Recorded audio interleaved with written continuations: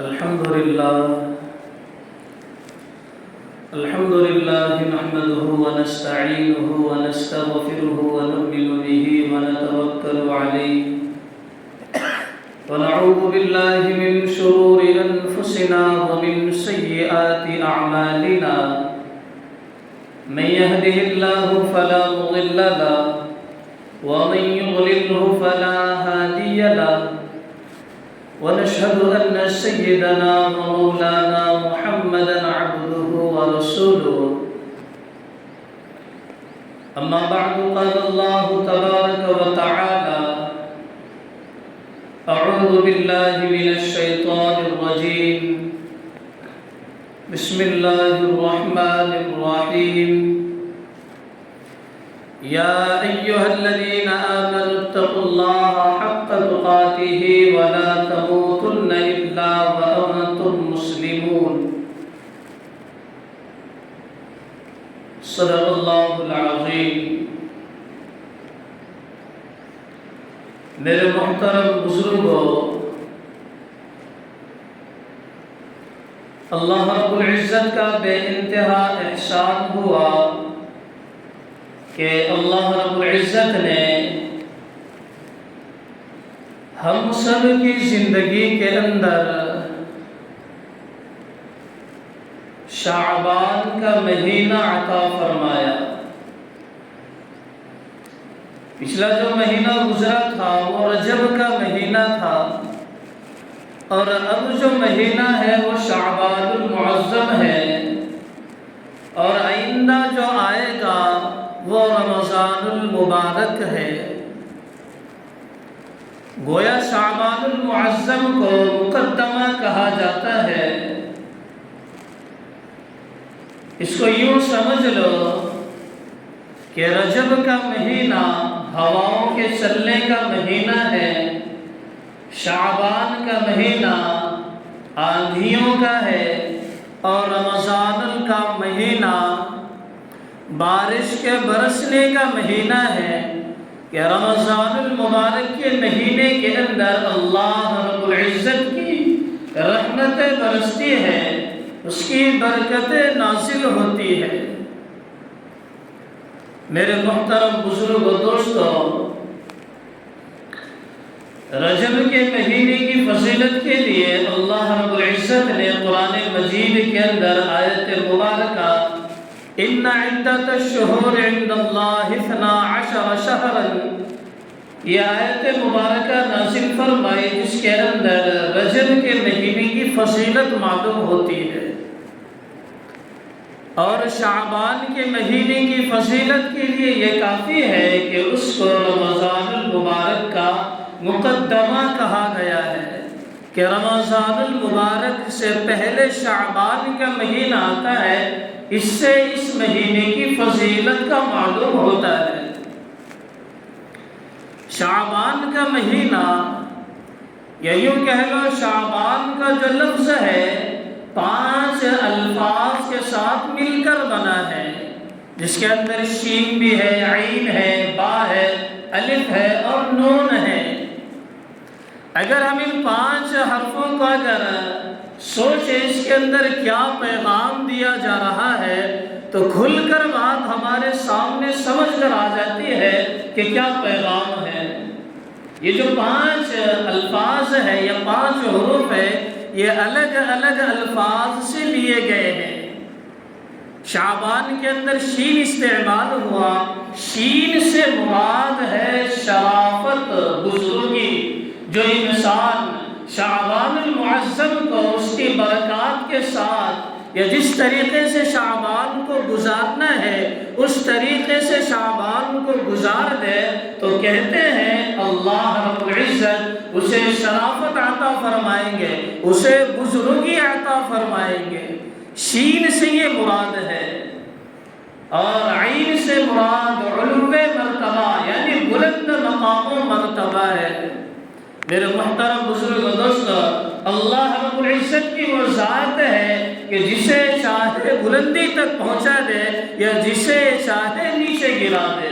یہ اللہ رب العزت کی واحد شان ہے لیکن یہ شعبان کا لفظ ان الفاظ سے مل کر بنا ہے کہ جو انسان شعبان کو اللہ کے بتائے ہوئے طریقے، رسول اللہ صلی اللہ علیہ وسلم کے بتائے ہوئے اعمال کے مطابق گزارے گا، اللہ رب العزت اس کے مرتبے کو بلند فرمائے گا، علو مرتبہ، مرتبہ بلند مرتبہ۔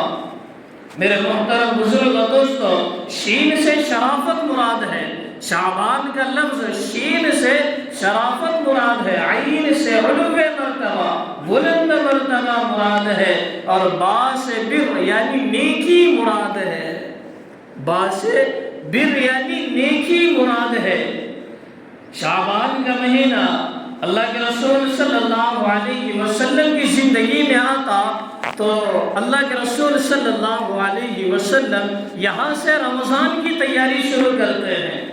یہاں سے رمضان کی تیاری شروع کرتے ہیں۔ گویا اس کو یوں سمجھ لو، اگر ہم کوئی بڑا ایک جلسہ اگر منعقد کر رہے ہیں تو اس کی تیاریاں 1 مہینے پہلے سے شروع ہوتی ہے۔ کوئی اگر بڑا پروگرام ہمیں کرنا ہے تو اس کی تیاریاں 1 مہینے پہلے سے شروع ہو جاتی ہے۔ اللہ رب العزت کہتے ہیں رمضان کا مقدس مہینہ ہے، کیوں نہ اس کی بھی تیاری 1 مہینہ پہلے سے شروع ہو جائے،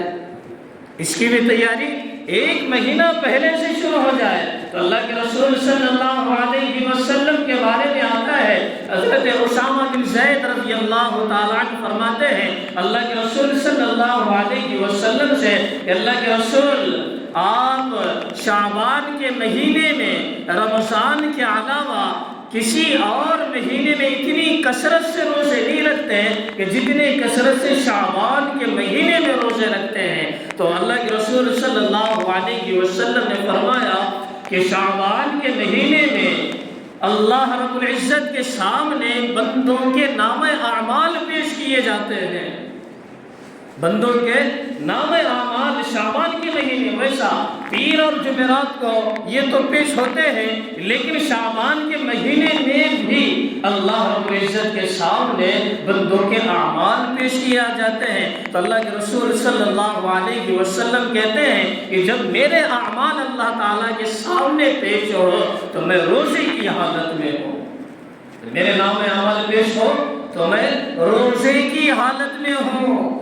حضرت عائشہ صدیقہ رضی اللہ تعالی عنہ فرماتی ہے کہ میں نے اللہ کے رسول صلی اللہ علیہ وسلم کو شعبان کے مہینے میں اتنی کثرت سے روزے رکھتے ہوا دیکھا ہے کہ دیکھنے سے ایسا لگتا ہے کہ اللہ کے رسول اب افطار نہیں کریں گے، مطلب کہ اب روزہ نہیں چھوڑیں گے۔ اتنی کثرت سے اللہ کے رسول صلی اللہ علیہ وسلم شعبان کے مہینے میں روزے رکھتے تھے۔ کیا پتہ چلا کہ جسمانی اعتبار سے، نفسانی اعتبار سے آئندہ جو رمضان کا مہینہ آئے گا روزے فرض ہے، رکھنا ضروری ہے، نہیں رکھے گئے تو گناہ گار ہوں گے، اللہ رب العزت کے عذاب کے مستحق ہوں گے۔ اللہ کے رسول فرماتے ہیں کہ میں نفسانی طور پر، جسمانی طور پر اپنے آپ کو رمضان کے روزوں کے لیے تیار کر رہا ہوں۔ اچانک اگر کسی انسان کے سامنے اگر کوئی ہارڈ کام اگر پیش کر دیا جائے تو وہ انسان کرنے کے لیے پیچھے ہٹے گا۔ کوئی ایسا کام جو اس سے نہ ہو، ایسا اگر اسے دے دیا جائے تو وہ پیچھے ہٹے گا، کیونکہ اس کی پریکٹس نہیں ہے، پہلے سے میں کرتے ہی اسے نہیں آیا ہو تو ذرا پیچھے ہٹے گا، ذرا پیچھے ہٹے گا، اور پیچھے ہٹنے کی بنیاد پر اللہ رب العزت کی نافرمانی لازم آئے گی۔ تو اللہ کے رسول کہتے ہیں کہ میں اپنے جسم کو پہلے ہی سے تیار کر رہا ہوں۔ میرے محترم بزرگ و دوستو، دوسری روایت حضرت عائشہ صدیقہ رضی اللہ تعالی عنہ فرماتی ہے کہ شعبان کے مہینے میں میرے پچھلے سال کے جو روزے جسمانی مجبوری کی وجہ سے جو قضا ہو گئے تھے، میں شعبان کے مہینے میں اسے قضا کرتی تھی، میں بھی روزہ رہتی تھی اور اللہ کے رسول صلی اللہ علیہ وسلم بھی روزہ رہتے تھے۔ کتنا اچھا گھرانہ ہے کہ میاں بیوی دونوں بھی روزے کی حالت میں ہیں۔ اما عائشہ صدیقہ رضی اللہ تعالی عنہ بھی اور محبوب صلی اللہ علیہ وسلم بھی دونوں بھی روزے کی حالت میں ہیں۔ اس قدر روزوں کا اہتمام اللہ کے رسول صلی اللہ علیہ وسلم نے فرمایا۔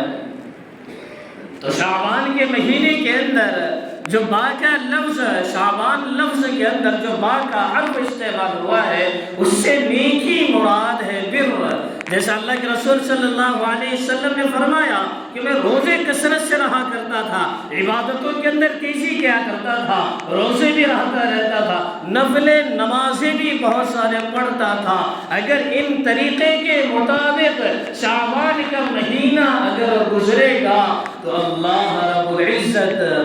بر یعنی نیکی کی توفیق عطا فرماتے ہیں۔ میرے محترم بزرگ و دوستو، اگر ایک ایک لفظ کو دیکھا جائے تو اپنی جگہ پر ایک الگ مفہوم بتاتا ہے، ایک نیا طریقہ بتاتا ہے ہمیں زندگی گزارنے کا، نیک اعمال کرنے کا ایک طریقہ بتلاتا ہے۔ جو انسان دنیا کے اندر وَلِمَنْ خَافَ مَقَامَ رَبِّهِ جَنَّتَانِ، اللہ رب العزت کے خوف سے یا اللہ رب العزت کے سامنے کھڑا ہونے سے ڈر کر دنیا کے اندر سیدھے راستے پر آ جائے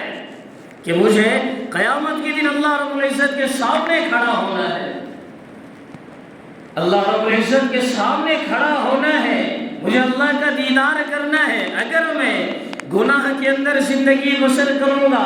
نافرمانی کے اندر زندگی بسر کروں گا، معصیت میری زندگی کے اندر ہوگی تو کیا حال ہوگا جب میں اللہ کے سامنے کھڑا ہوں گا؟ تو اللہ رب العزت کہتے ہیں اگر دل کے اندر یہ خیال بھی ہے، دنیا کے اندر آتا ہے، اگر یہ خیال کر کے بھی سیدھے راستے پر آ گیا، وَلِمَنْ خَافَ مَقَامَ رَبِّهِ جَنَّتَانِ، تو اللہ رب العزت اسے ایک جنت نہیں جنتان بلکہ 2 جنتیں اسے عطا کریں گے۔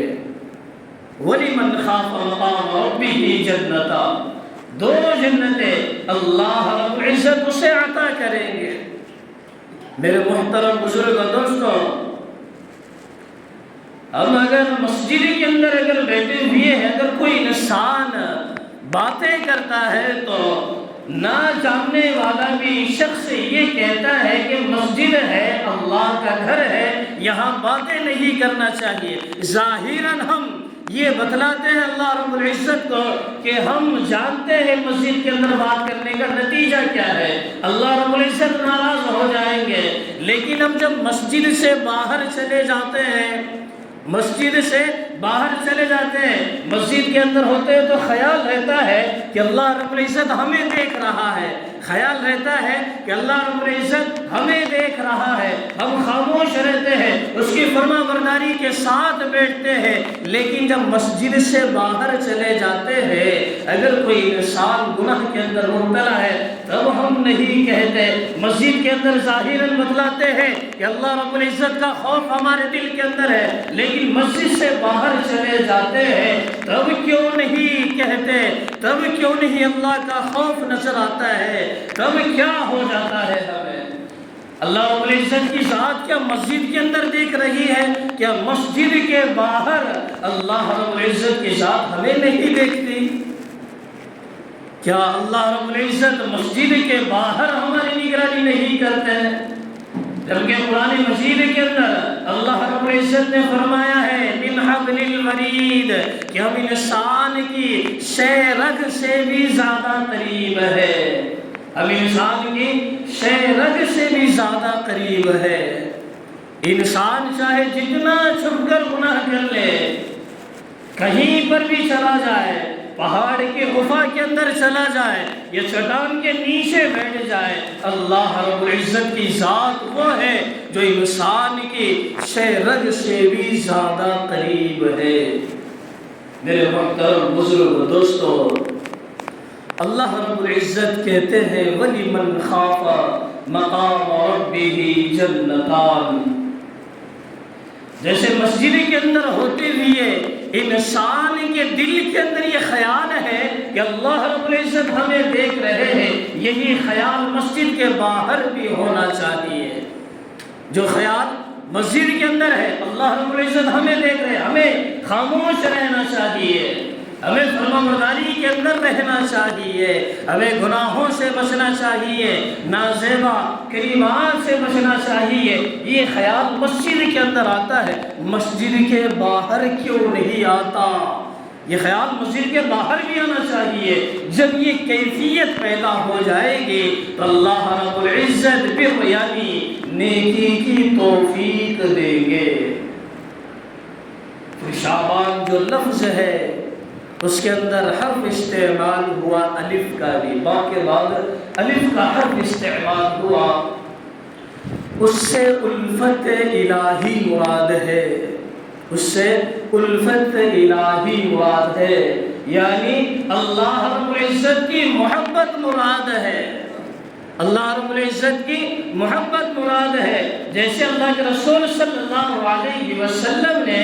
انسانوں کو بتلایا کہ شعبان کے مہینے کے اندر میں کون سے اعمال کرتا تھا، ایک ایک صحابی اللہ کے رسول صلی اللہ علیہ وسلم کو دیکھتا، حیران ہو کر پوچھتا کہ شعبان کے مہینے میں اتنی زیادہ عبادتیں کیوں؟ تو جواب دیتے اس لیے اتنی زیادہ عبادتیں ہیں کہ میرے نام اعمال وہاں پہنچیں گے، اس طریقے کے مطابق زندگی گزاریں گے۔ تو کہتے ہیں الفت الہی یعنی اللہ رب العزت کی محبت، اللہ رب العزت کی رضا نصیب ہوگی۔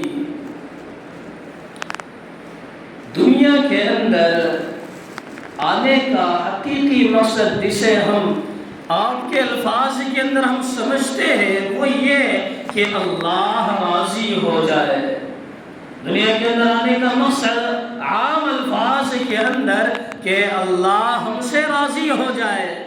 الف سے وہی کہا جا رہا ہے الفت الہی یعنی اللہ رب العزت کی محبت۔ یحببکم اللہ ویغفر لکم، محبت ہوگی تو اللہ رب العزت کہتے ہیں محبت بھی دوں گا، محبت بھی دوں گا، اور ساتھ میں یغفرکم اللہ، اس کی مغفرت بھی کروں گا۔ تو پتہ چلا کہ زندگی کا مقصد اللہ رب العزت کی رضا ہے، زندگی کا مقصد اللہ رب العزت کی رضا ہے۔ پھر اخیر کے اندر شعبان کے حروف کے اندر نون بھی آیا ہے، اور ہمارے علماء نے نون سے مراد نور ہدایت لیا ہے، نون سے مراد نور ہدایت ہے، یعنی ہدایت کا نور ہمیں میسر ہو جائے، ہدایت کا نور ہمیں میسر ہو جائے، نیکی کی توفیق ہو جانا یہ ہدایت ہی کی ایک شاخ ہے۔ نیکی کی توفیق ہونا، ہدایت ملے گی تو سمجھ لینا نیکی کی بھی توفیق اللہ رب العزت نے ہم کو عطا کی ہے۔ میرے محترم بزرگ دوستو، شعبان کا مہینہ اپنی جگہ پر بڑی بابرکت والا ہے۔ ہمارے حضرات صحابہ کرام رضوان اللہ تعالی علیہم اجمعین کا اگر طریقہ ہم دیکھیں، ان کی زندگی کھنگال کا اگر ہم دیکھیں تو پتہ چلے گا، وہ کہتے ہیں کہ جب ہم شعبان کا چاند دیکھتے تو ہمارے صحابہ میں سے کچھ قرآن مجید کی تلاوت کے اندر مصروف ہو جاتے، کچھ رمضان کی تیاری کے اندر مصروف ہو جاتے، کچھ روزہ رکھنے کے اندر مصروف ہو جاتے، کیونکہ رمضان کی آگے تیاری کرنی ہے۔ اگر ہمارے اکابرین کا طریقہ اگر دیکھیں تو ان کی زندگی کے اندر بھی یہی اعمال ملیں گے، یہی اعمال ملیں گے۔